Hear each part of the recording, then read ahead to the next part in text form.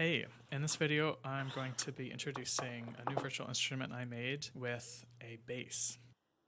This particular bass happens to be about 150 years old. It's from the middle of the 1800s. You can see it's pretty weathered. Looks like it was repaired in 1970. Here's the name of the maker, William Tarr. Some basses have an extension on them, which adds a couple of extra notes at the bottom of the range. This bass has a pretty cool mechanism for playing those notes, where you press down the buttons and then it presses down these little levers which stop the string. It's kind of fun. If you play the bottom note in slow motion, you can see the individual oscillations of the string. After a bunch of recording and experimenting and editing, I decided to split everything up into 5 NKIs. Here's the longs instrument. There are 3 articulations. For this first articulation, I was trying to use a really slow bow so that I could get that deep, growly sound out of the bass. You hear it especially on the lower notes.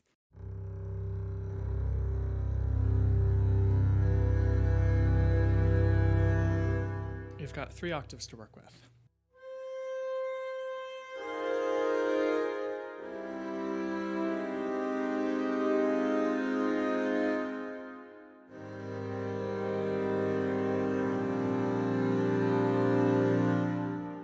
The bottom string of a bass is the E string.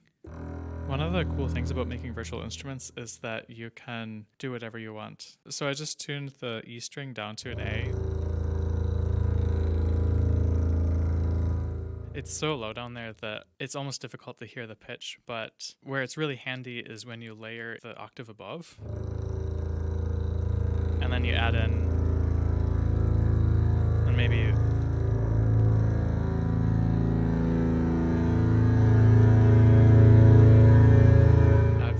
that it sounds really awesome if you layer it with just a plain old sawtooth wave. The combination of a really raw synthesized sound with this more realistic sound is kind of an interesting combination. The other thing that sounds pretty neat is if you add a bit of saturation. So if you have all that saturation and then you do the sawtooth wave, that also sounds pretty neat.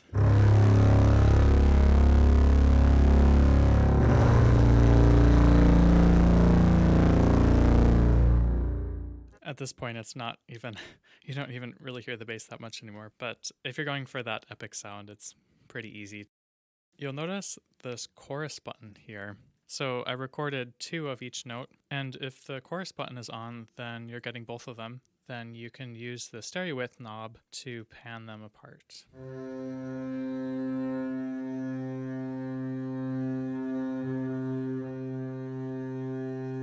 When you don't layer any more than 2 basses together, it maintains that kind of soloistic, transparent sound. But because there's 2 of them, you still do get the benefit of the layering, and it's kind of fun to listen to after you've recorded it. It's like a bass sandwich for your head.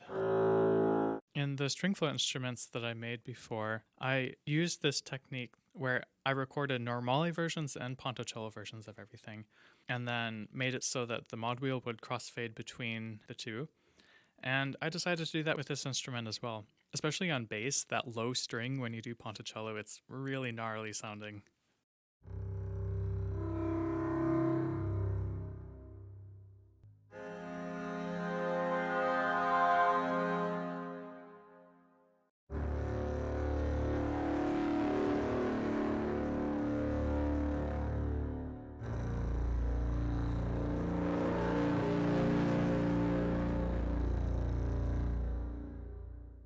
Next, let's talk about the really soft articulation I made. It's basically the opposite of the first one. With this articulation, I wanted to get something as soft as possible, something right at the threshold of not existing at all.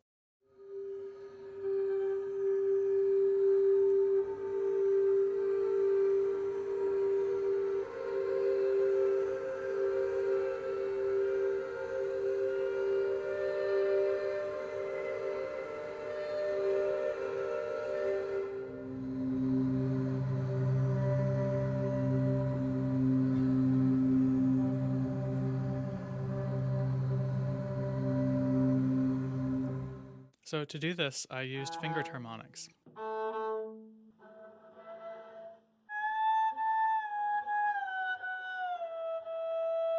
For the lower notes, you can't do fingered harmonics, so I played way up on the A and E strings.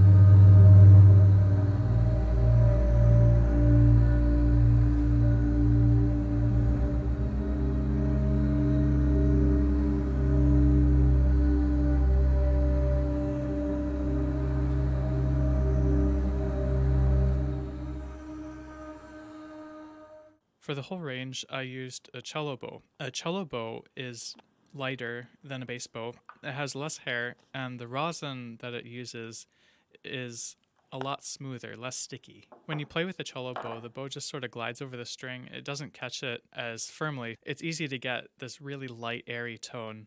I mic'd it really close so you can hear a lot of that bow noise. I thought it would be nice to be able to get more of the fundamental tone, less of all of that airy sound. So you can low pass this articulation and it mellows it out a bit.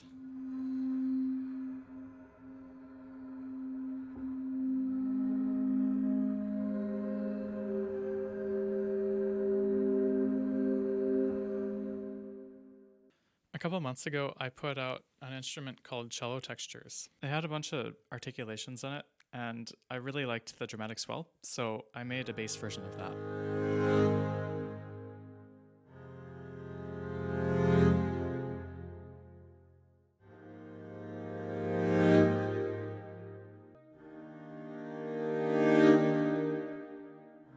Just like the other long articulation, I recorded each note twice, and there's also a ponticello layer that you can crossfade to with the mod wheel.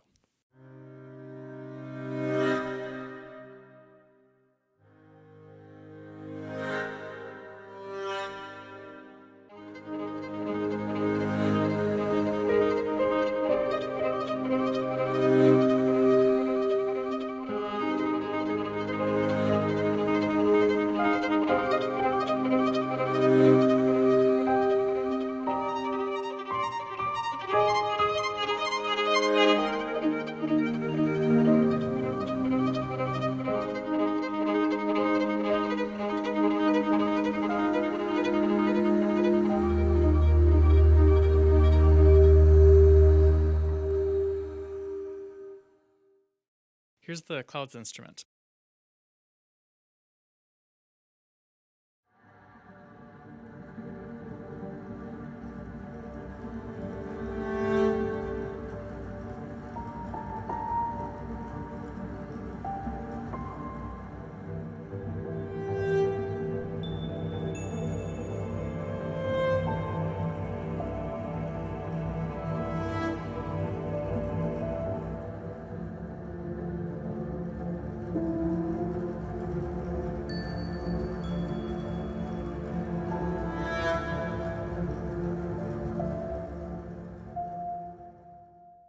this has 3 textures in it which you can blend together. So over here is pizzicato, which sounds like this.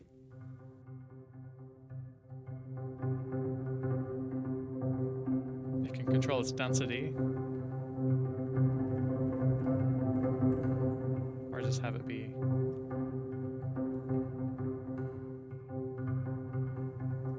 Like that. It sounds really cool reversed, and originally I was gonna have a reverse button, but then I realized, you know, if you have a mix of the reverse and the forward, that's kind of nice. So instead of doing a button, it's just a crossfade.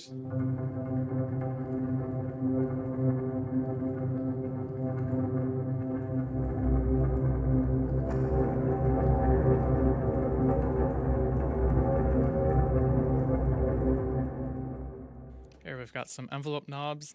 There's also a high pass option here because since I was miking it pretty closely and the bass is so boomy and resonant, there's these low frequencies that you get, which are kind of nice to have, but it's also good to be able to high pass them out.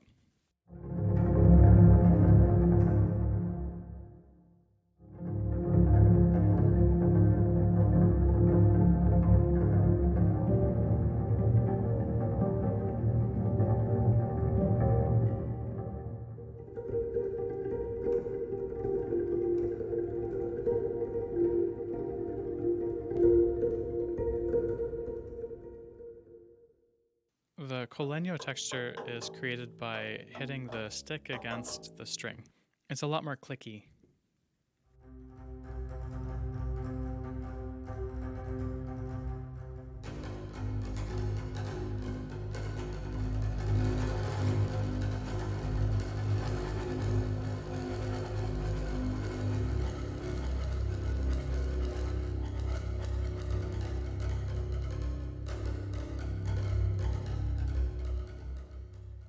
With tremolo on the bass, you tend to get a lot of scratchiness, which is kind of nice. It has an agitated quality to it, but because it's so low, you don't get much of the fundamental tone. It's just all scratch. So I decided to include this layer here, which is just a simple sine wave. And when you mix it in, you get the fundamental back, but then you still have the tremolo texture. Oops, not that much. Yeah, like if you do that much, it's kind of nice.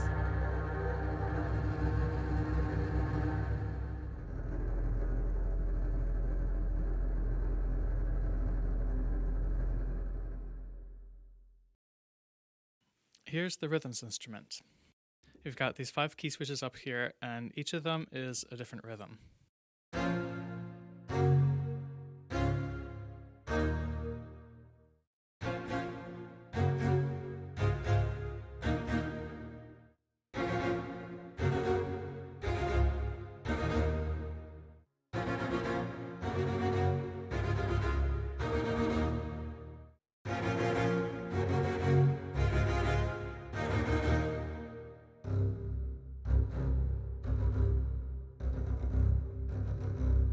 You have the same chorus options as with the longs instrument. So you can have either just one recording, or you can have 2 separate recordings and then control how far they are apart in the stereo field. If they're together, it would sound like this. If you pan them side to side, like the longs instrument, you also have a ponticello layer that you can crossfade to.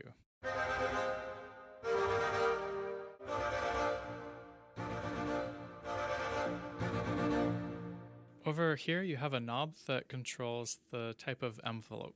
Especially for the rhythms like this one, I was trying to decide how I wanted to shape it. Like if I wanted to go da-ga-da-ga-dung or da-da-da-da-da. Because yeah, there's a lot of different ways I could do it, and I wanted it to be consistent. So what I ended up doing is just playing it as evenly as possible. So it'd be like da-da-da-da-dun. And then afterwards, you can change the envelope so that you can either get that, or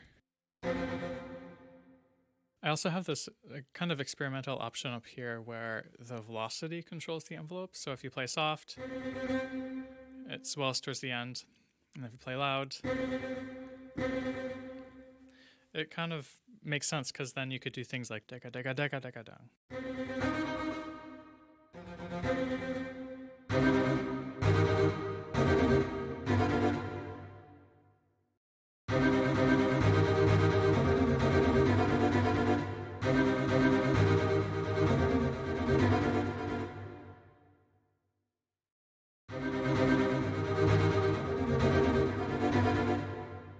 These 5 rhythms up here, if you just press one key, then you get the rhythm. But if you press 2 keys, then it will sequence them together and loop that sequence.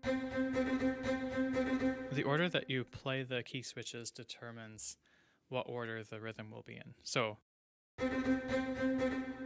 that's one way, or you could go.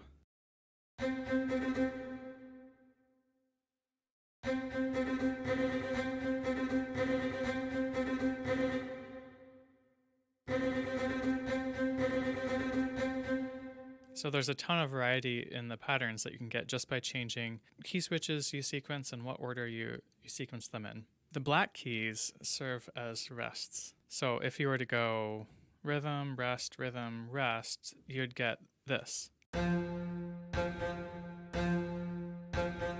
Let's say you had a rhythm like this.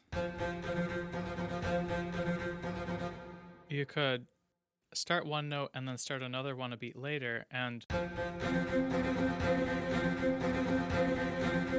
you can find some neat accidents this way.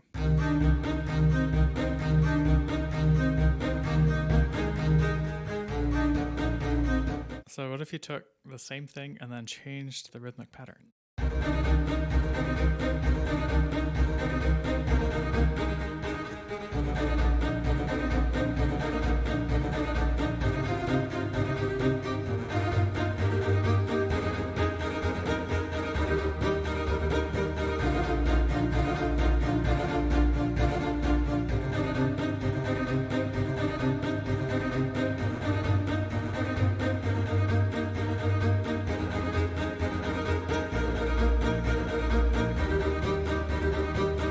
As I was playing around with this stuff, I was surprised at how well it works to create lines.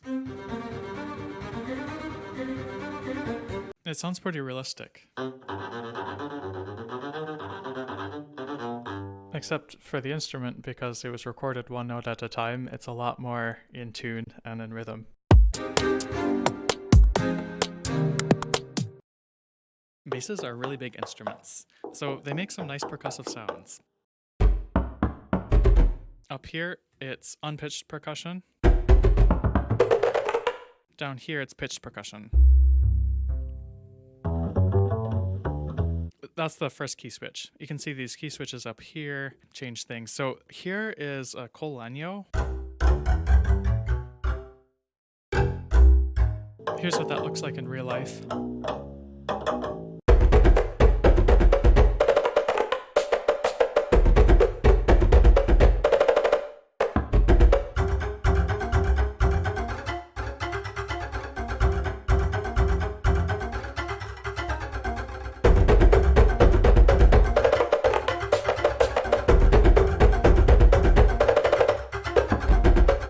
Here is the snap pizzicato.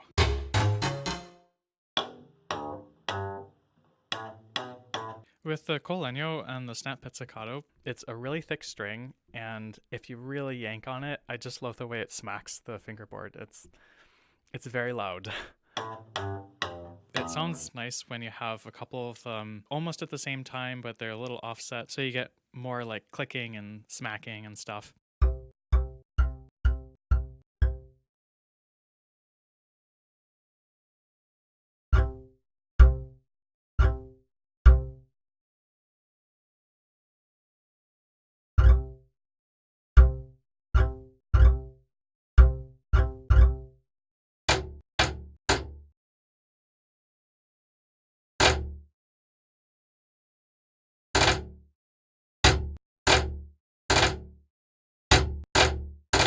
You can control the amount of offset with either velocity or the mod wheel. So if it's with velocity, then when you play softer, it's more spread apart and loose.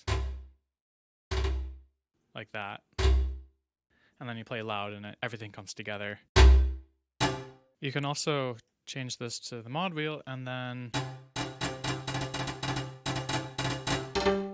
you get that. For the unpitched percussion, you have low thumps, where I just kind of smacked the front of the bass.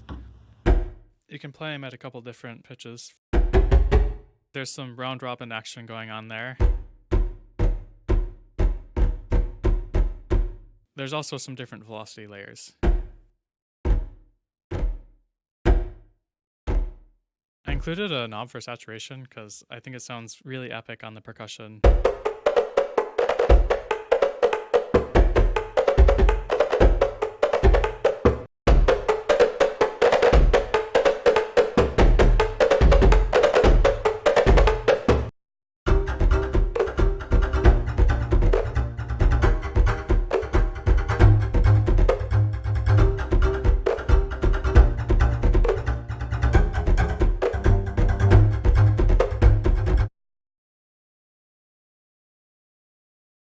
This last NKI is a collection of interesting things I found you could do using only the bass and samples that I had previously recorded. There are 6 key switches up here. The first key switch has 3 different types of effects in it. So we have crunches down here.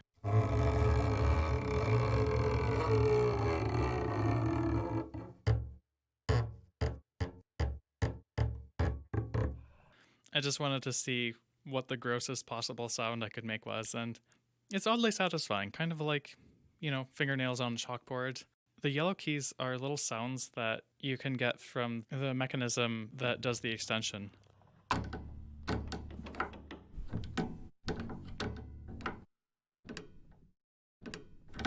Up here, I have these squeaks. This is the sound that you get when you're cleaning the strings sometimes. For all of these sounds, if you put a ton of reverb on them, it's kind of a neat sound. In the interface, I've got modulation and reverb. The modulation for each of the key switches does something different. For the percussion, I made it change the play rate. So if you go like that, you can play around with different pitches. And I found after putting all this stuff into the keyboard, if you just start mashing keys and like moving the play rate up and down, fun stuff happens. I mean, all of this last instrument, none of this is probably that practical. I'm not sure how you would use it, but I just think it's kind of fun to like,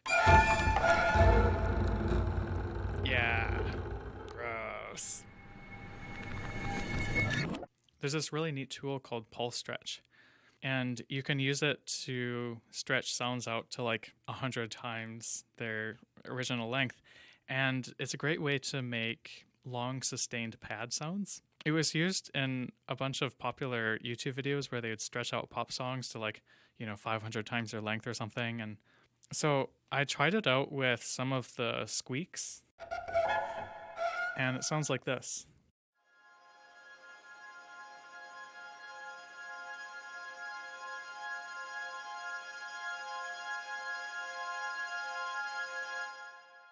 I did this to 3 different squeaks. So this one is a lot less tonal sounding.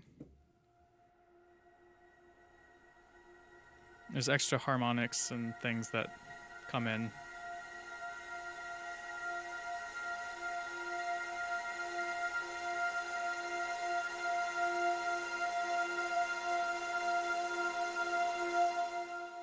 Here's the last one.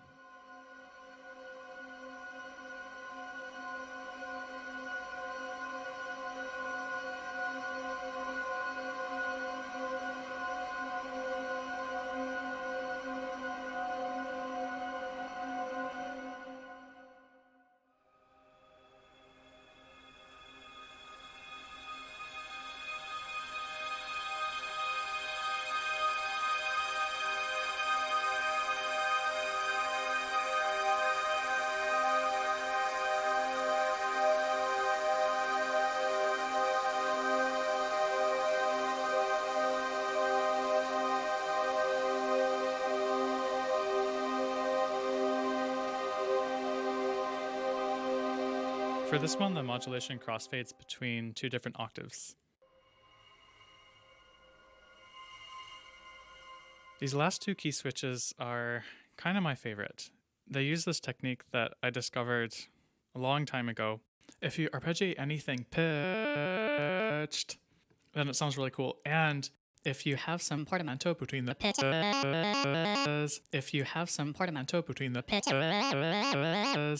it has a certain charm to it. I really like how this type of thing sounds with the samples from the Longs instrument.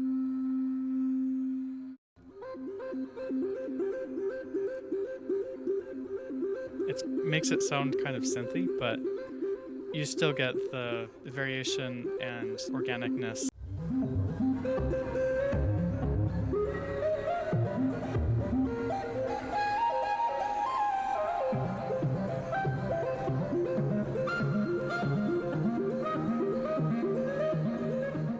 Here's the last key switch. I did the same thing with the arpeggiator and the portamento, but I used the louder articulation from the Longs. Also, I did the trick with the normale and ponticello crossfade, so you can use the mod wheel to get the ponticello.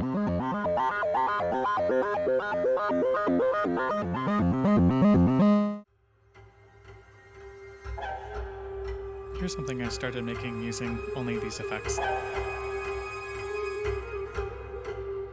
Also a kick and sawtooth wave. And gratuitous sidechaining as well.